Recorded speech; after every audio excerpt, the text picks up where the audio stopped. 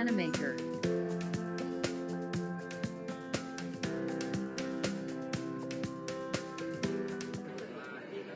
Assalamualaikum warahmatullahi wabarakatuh.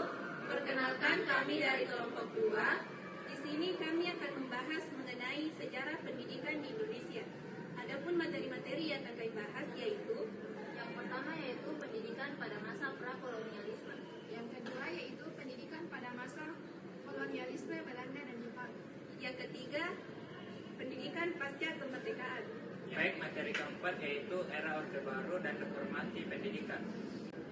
Yang kelima, era modernisasi dan digitalisasi pendidikan.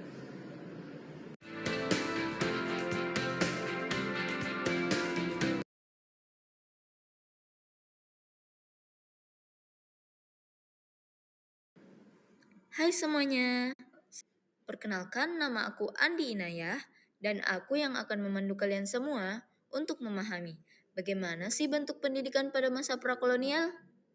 Jadi, bentuk pendidikan pada masa prakolonial atau sebelum penjajahan di Indonesia menggunakan bentuk pendidikan tradisional yang berbasis agama, sosial budaya, dan adat. Pendidikan pada masa tersebut menggunakan pendidikan informal yang umumnya dilaksanakan di lingkungan keluarga dan masyarakat dengan berfokus kepada pembentukan karakter melalui ajaran-ajaran agama dan adat istiadat, serta tradisi yang ditanamkan sebagai nilai-nilai moral dalam kehidupan sehari-hari.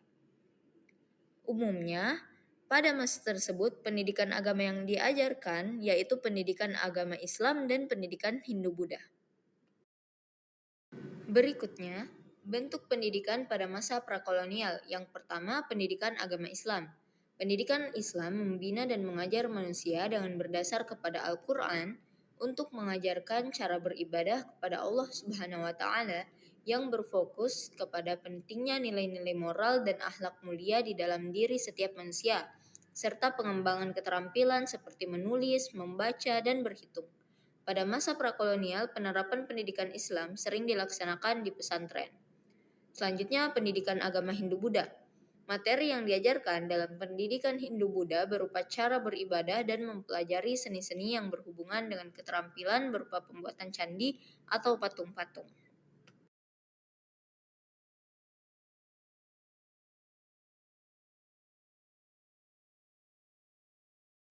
Perkenalkan, nama saya Muslima. Di sini saya akan membacakan materi tentang pendidikan pada Belanda. Pendidikan di era kolonial Belanda merencanakan pembangunan sekolah yang bertujuan untuk menanamkan nilai moral dan menjadikan pribumi asli Indonesia sebagai budak yang patuh pada pemerintah Belanda. Berikut perkembangan pendidikan di era kolonial Belanda. Pada abad ke-18, pendidikan di era Belanda menggunakan metode pengejaran perorangan dan diberlakukan sistem kerja rodi karena dana pembangunan belum cukup untuk membangun fasilitas pendidikan modern. Pada abad ke-19, mulai dibuka sekolah di Indonesia dengan dana pembangunannya lebih banyak ditanggung oleh bangsa Indonesia, yaitu sekitar 80% dari total jumlah pajak.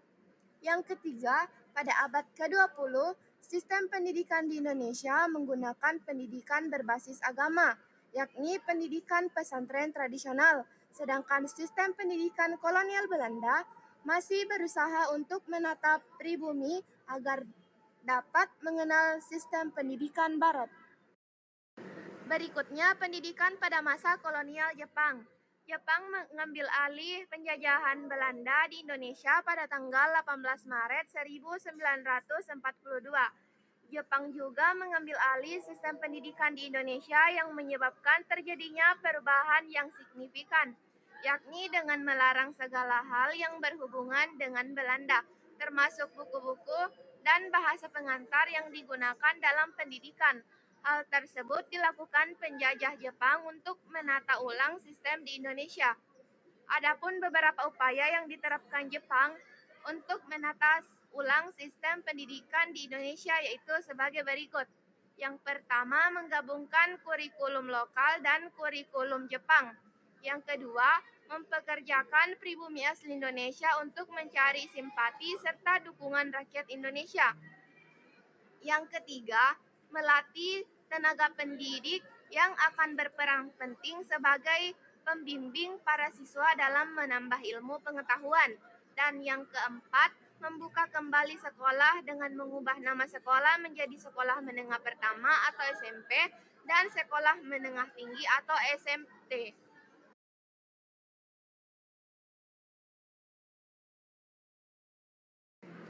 Selanjutnya, saya Nur Asma yang akan menyampaikan materi mengenai pendidikan pasca kemerdekaan.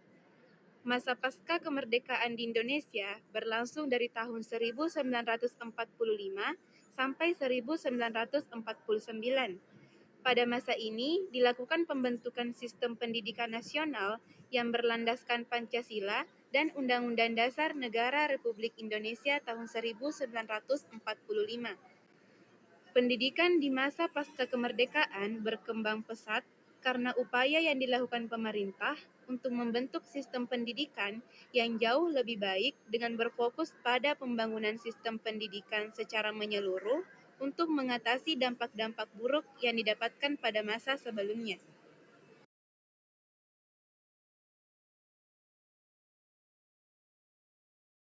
Nama saya Muhammad Ridho Satriadi. Saya akan menjelaskan materi keempat, yaitu era Orde Baru dan Reformasi Pendidikan. Masa Orde Baru tahun 1968 sampai 1998, pemerintah fokus pada pembangunan pendidikan di Indonesia. Pemerintah menerapkan kurikulum yang terstruktur dan mewajibkan anak-anak yang berusia 7 sampai 12 tahun untuk menempuh pendidikan dasar selama 6 tahun. Tujuannya adalah menciptakan generasi yang terdidik dan berkualitas sebagai bagian dari upaya pembangunan nasional. Ada beberapa kurikulum pada era Orde Baru, yaitu yang pertama kurikulum tahun 1968. Kurikulum ini menekankan pembinaan Pancasila dan pengetahuan dasar dengan pendekatan yang lebih teoritis dan mengandalkan hafalan tanpa aplikasi praktis.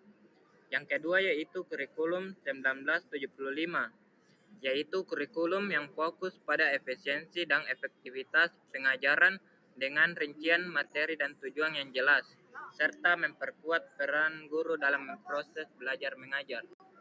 Kurikulum yang ketiga yaitu kurikulum 1984, yaitu kurikulum yang mengutamakan kemampuan dan mental siswa dengan pendekatan aktif yang melibatkan observasi, diskusi, dan berpikir kritis. Selanjutnya adalah kurikulum yang terakhir yaitu kurikulum tahun 1994, yaitu kurikulum yang menggabungkan elemen dari kurikulum 1975 dan kurikulum 1984, menekankan keseimbangan antara teori dan praktik untuk membangun karakter siswa dan kemampuan berpikir kritis.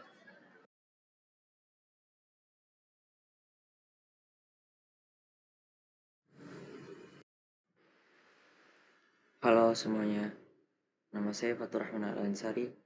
Saya akan menjelaskan materi kelima yaitu modernisasi dan digitalisasi pendidikan. Jadi pendidikan era modern memiliki struktur yang baik dan memanfaatkan teknologi sebagai media pembelajaran.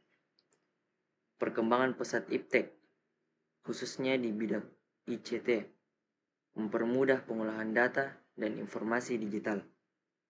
Di Indonesia, pendidikan telah berkembang dengan adanya pembelajaran online yang menghubungkan siswa dari berbagai daerah, serta sistem pendataan peserta didik secara digital, seperti pendaftaran online.